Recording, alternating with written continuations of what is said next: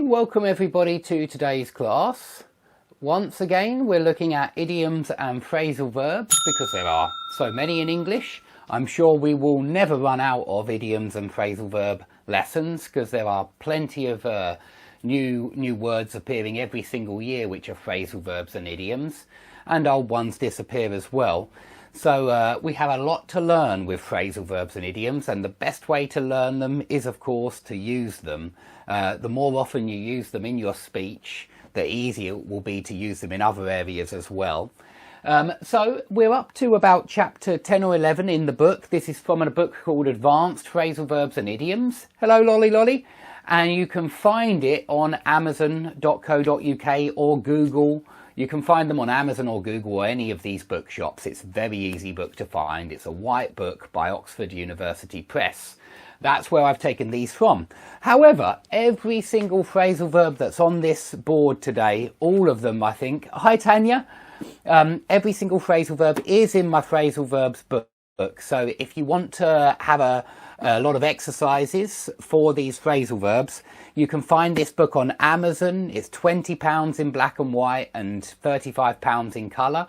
Or you can find it on my website in PDF format, and it has hyperlinks so that you can easily go through to the answers and find out what the correct answer is. But it tests all of these phrasal verbs, it tests the prepositions, it tests the verb as well. And so it starts by going through do, make, come, take, etc., etc., and then it finishes by doing lots of the prepositions. Now, these phrasal verbs, though, from the other book, from Phrasal Verbs and Idioms, let's have a look at what they mean. And I hope you can see that whenever you learn one phrasal verb, really you shouldn't just learn the one. You should learn two or three more at the same time, because usually there are two or three other phrasal verbs which are very similar and have a similar meaning. So, for example, roll something up. Now, roll something up, if we're just dealing with a piece of paper and we roll the piece of paper up, it literally means roll it. It's what perhaps you would think it would mean. You don't normally roll up paper. The only time when you do usually roll up paper is if you're a smoker and you roll up a cigarette, because in this country anyway, the cigarettes are so expensive, most people who smoke rolling tobacco, and so they roll the cigarette up first. And it just means roll the paper up. But it's not the only thing. You could roll up a carpet, for example. You could roll up a rug. If you're moving house, you might want to roll up your carpet. But this has other meanings as well. If you say something like he rolled up late, it's very often used with late. It means arrival, but it very often means arrive late. So if you roll up 10 minutes late for the lesson, that means you arrive. You turn up 10 minutes late. You show up 10 minutes late. So please learn these other phrasal verbs at the same time that you learn roll up. It will make your life easier. So you can roll up to a party, meaning arrive, but roll up has a few other meanings. You can roll up your sleeves when you're hot. Now, I've got short sleeves on, but maybe I've got very long sleeves and I roll them up, yeah? You can roll up your sleeves if you want to cool down. So roll up has a number of different meanings. Now, deal out is what a card player does. It's what the dealer does in any card game. He deals out the cards, okay? And so this is very similar to hand something out or give something out, because that means distribute many times as well. The teacher hands out worksheets, and the teacher may give out something else. Well, they may give out textbooks, something like that. It just means give a textbook to every single student in the class. So all three of those are incredibly similar, and you ought to learn them together. Deal out, hand out, give out. Now, if something sticks out, usually it just means come away from the main body. So you can stick out your arm. Maybe you're waiting for a bus and you stick out your arm to let the bus driver know that you're waiting for his bus. You can stick out your arm. You can stick out your leg. If you put your leg, I can't quite get it in the film shot, but if you put your leg out like that, put out, stick out. There are a number of different words we could use here. But you could stick your tongue out. Maybe the doctor wants to look down your throat because he's worried about your glands here, and he asks you to stick your tongue out. I'm not going to do that now, but it just means put your tongue outside your mouth, stick your tongue out. But this does have a second meaning that I'll deal with in a second.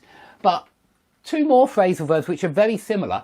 Jut out. Jut out is normally used for buildings and objects. When something juts out, it comes away from the building. So I've mentioned a few times that on this shed, some of the bits of wood, I made them much shorter so that they wouldn't jut out and hit me, but still I walk around the side of the shed and I bang my head on the bits of wood that jut out.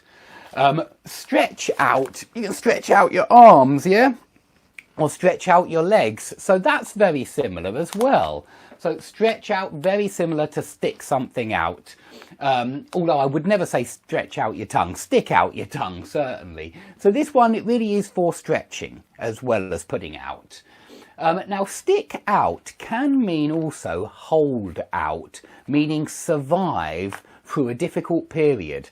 So maybe you say something like, the company had a really bad month last month and it was so bad we thought we were going to go bankrupt, but we managed to stick it out and now things are looking better again. Meaning we managed to hold out, we managed to survive in spite of great difficulty. So it has that second meaning as well, and many phrasal verbs do have these second meanings, I mean. So this is why they're difficult. Very often they have multiple meanings. Now, zip something up. We also say button something up. Yeah, if I do my button up here, do the button up, I button up my shirt.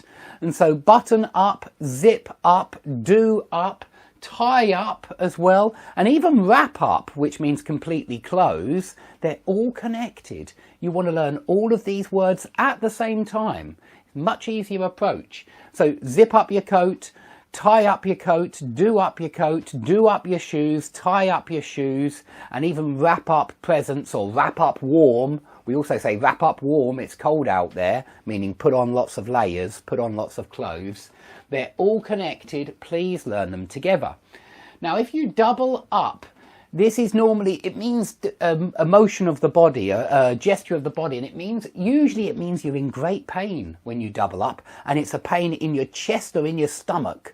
And that's why when you double up, you hunch your shoulders over, you bend over when you double up. Bend over is another very useful phrasal verb, which is really similar to these ones, bend over. So you bend over when you double up, and usually it's because you're in pain, or maybe you're laughing so